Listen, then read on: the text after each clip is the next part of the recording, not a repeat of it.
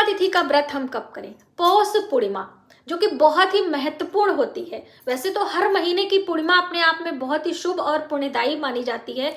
पूर्णिमा तिथि पूर्ण मानी जाती है, 16 कलाओं से पूर्ण होती है। चंद्रमा दिन प्रतिदिन बढ़ते हुए की ओर पूर्णता को प्राप्त करता है, इसलिए पूर्णिमा तिथि बहुत ही शुभ होती है।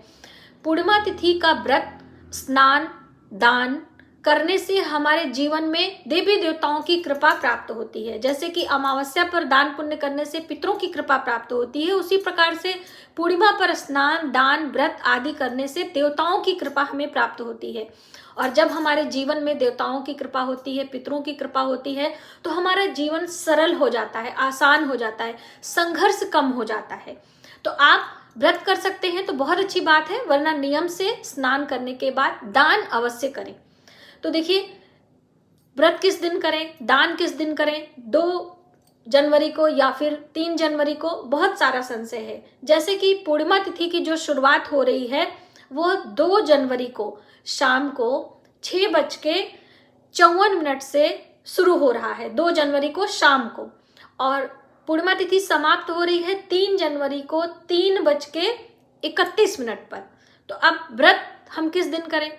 तो आप 3 जनवरी को व्रत करें, स्नान भी 3 जनवरी को करें, दान भी आप 3 जनवरी को करें। ये आपके लिए ज्यादा हितकर होगा, क्योंकि जो पहले दिन की पूर्णिमा है, रात्रि में जो चंद्रोदय का समय है वह पूर्णिमा के बाद का है। तो इसलिए आप 3 जनवरी का मान करें, वो आपके लिए ज्यादा हितकर होगा। अब देखिए, पौष पूर्णिमा से ही माघी स्नान शुरू हो जाता है। जो माघ महीने का पूरा स्नान, व्रत, दान का नियम लेते हैं बहुत सारे लोग, परिवार के लोग प्रयाग संगम जाकर पूरे 1 महीने कल्पवास करते हैं। तो वो कल्पवास भी प्रारंभ हो रहा है पौष पूर्णिमा यानी 3 जनवरी से ही, और माघ पूर्णिमा तक पूरे 1 महीने लोग रहते हैं और बहुत ही कम चीजों में अपना जीवन यापन करते हैं, स्नान करते हैं, दान करते हैं और मंत्र का जप, पूजा अर्चना करते हुए कल्पवास करते हैं।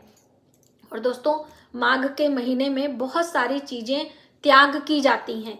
आप यदि कल्पवास नहीं भी कर रहे हैं तो अपने घर से ही माघ स्नान का नियम ले, सही समय पर स्नान और दान करते हुए घर से ही माघी स्नान का लाभ ले सकते हैं। दोस्तों, माघ महीने में तिल का बहुत बड़ा महत्व है और पौष में ही तिल खरीदने का महत्व है। तो बहुत सारी बहनें पूछ रही थी कि दीदी, हम मान लीजिए कम पड़ जाता है तो जो गजक होता है, पट्टी होती है, लड्डू होता है, खरीद नहीं सकते हैं? तो देखिए, खरीद सकते हैं, दान कर सकते हैं। जहां कुछ भी नहीं है वहां कुछ तो करेंगे, लेकिन नियम यही है कि पौष में खरीदें और माघ में दान करें। तिल से स्नान यानी तिल अपने जल में मिलाएं, पवित्र नदियों का जल मिलाएं और फिर हर हर गंगे करते हुए स्नान करें और फिर उसके बाद 1 थाली भोजन का दान करें। यदि आप 1 थाली भोजन का दान नहीं भी कर सकते हैं तो पूरे माघ महीने ये नियम आप ले सकते हैं। दोस्तों, इस नियम से आपके जीवन में संयम आता है, समृद्धि आती है, एकाग्रता बढ़ती है, आपके परिवार में संपन्नता आती है। क्या करेंगे? पौष पूर्णिमा से ही ये आपको शुरू करना है। स्नान ब्रह्म मुहूर्त में करेंगे। तो अब ब्रह्म मुहूर्त कब का है?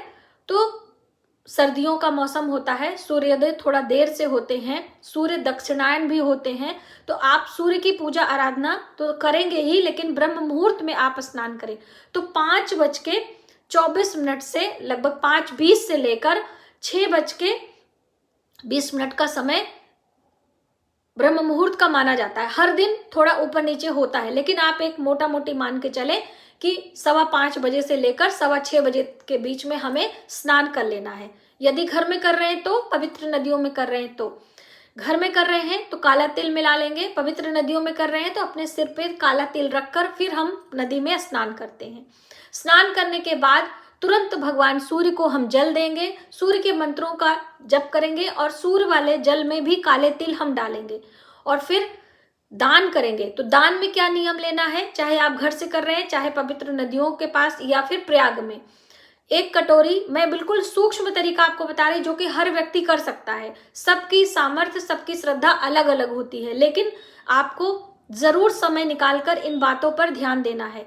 तो आप 1 कटोरी खिचड़ी, जिसमें दाल और चावल मिक्स होगा, हो सके तो काले उड़द की दाल जो होती है, दाल का दान बहुत अच्छा होता है।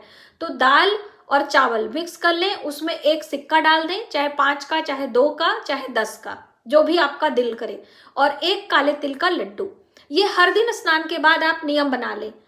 एक कटोरी, एक ग्लास, जो भी आपका सामर्थ्य है, तो आप इस तरह से दान करें। और ये दान आप चाहें तो हफ्ते भर में कर सकते हैं, या फिर आप महीने के लास्ट में माघी पूर्णिमा पर इकट्ठा करते जाएं और उसी दिन आप कर दीजिएगा। अपने घर से कर रहे हैं तो देखिए, सबकी स्थितियां परिस्थितियां अलग होती हैं। बहुत सारे लोग चलने में असमर्थ हैं, बहुत सारे लोग वृद्ध हैं, बहुत सारे पढ़ाई लिखाई करते हैं और चाहते हैं कि हम इस तरह के पुण्य कार्य करें, लेकिन समय की कमी होने के कारण नहीं कर पाते हैं। तो आप इस तरह से करें। और तिलक जो मैंने आपको बताया था केसर वाला, वो आप लगाएं। देव वृक्षों को जल से सींचें, परिक्रमा करें। और पूर्णिमा तिथि पर यदि व्रत करना चाहते हैं तो 3 जनवरी को व्रत करना हमारे लिए ज्यादा अच्छा होगा। पूर्णिमा पर मीठे भोजन का सेवन किया जाता है। बहुत सारे लोग फलाहार करते हुए व्रत करते हैं। जैसे व्रत का नियम क्या है, यदि आप वो जानना चाहते हैं तो एक समय, रात्रि के समय चंद्र को अर्घ देने के बाद मीठा आहार, तो देखिए मीठे में बहुत सारे लोग खीर बोलते हैं, जैसे खीर बनाकर हम देवी देवताओं को चढ़ा सकते हैं, लेकिन खीर का सेवन नहीं कर सकते हैं। खीर माँ लक्ष्मी को पसंद है। और पूर्णिमा तिथि पर चंद्र की पूजा होती है। तो चंद्रोदय का समय क्या होगा? 3 जनवरी को शाम को 6:12 का समय होगा। इस समय आप भगवान चंद्र को अर्घ दें। चंद्रमा माता लक्ष्मी के सहोदर भाई हैं। चंद्रमा की उत्पत्ति समुद्र मंथन से माता लक्ष्मी के साथ हुई थी, इसलिए चंद्रमा की पूजा करने से धन समृद्धि सदैव बनी रहती है और आपका मानसिक बल, जो कि हमारे सोचने समझने की शक्ति होती है, उसमें भी बढ़ोतरी होती है। तो आप चंद्र को अर्घ अवश्य दिया करें और इस दिन मीठे भोजन का सेवन करें। आप चाहे तो फलाहार भी ले सकते हैं बिना नमक का, लेकिन नमक का त्याग करें हो सके तो। नहीं, अगर आपका स्वास्थ्य अच्छा नहीं है तो आप सिर्फ चंद्र को अर्घ बिना व्रत किए भी दे सकते हैं। दान बिना व्रत किए भी आप कर सकते हैं। स्नान ब्रह्म मुहूर्त में आप बिना व्रत किए कर सकते हैं। तो इन सब चीजों का ध्यान रखते हुए यदि हम हर पूर्णिमा पर ये नियम बनाते हैं, स्पेशली पौष पूर्णिमा से लेकर माघी पूर्णिमा तक। और दोस्तों, आपको इसी वीडियो में बता दें कि माघ महीने में बहुत सारे व्रत त्योहार आते हैं, जिसमें पहला त्योहार आता है तिल चौथ, संकष्टी चतुर्थी, गणेश चौथ, जिसे आप जानते हैं माघ महीने की कृष्ण पक्ष की चतुर्थी तिथि पर। और माघ महीने पर मकर संक्रांति का पर्व मनाया जाता है, जो सूर्य दक्षिणायन से उत्तरायण जाते हैं, जिससे शुभ मांगलिक कार्य शुरू हो जाते हैं। वह 14 जनवरी को मकर संक्रांति का पर्व मनाया जाएगा। और इसी महीने मौनी अमावस्या आता है। इसी महीने आपका बसंत पंचमी का पर्व आता है, अचला सप्तमी का पर्व आता है, और लास्ट में एकादशी से लेकर पूर्णिमा तक जो पंच भीखु व्रत होता है वो भी होता है। तो कहने का अर्थ है पूरे माघ में बहुत सारे व्रत त्योहार आते हैं और सभी व्रत त्योहारों में काले तिल और सफेद तिल का दान हमारे लिए शुभ होता है।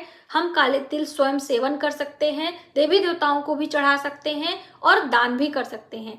काले तिल किन किन देवी देवताओं पर कैसे चढ़ाना है उसकी वीडियो मैंने ऑलरेडी आपको दी है, तो यदि आपने अभी तक नहीं देखा है तो प्लीज आप वो वीडियो जरूर देखें।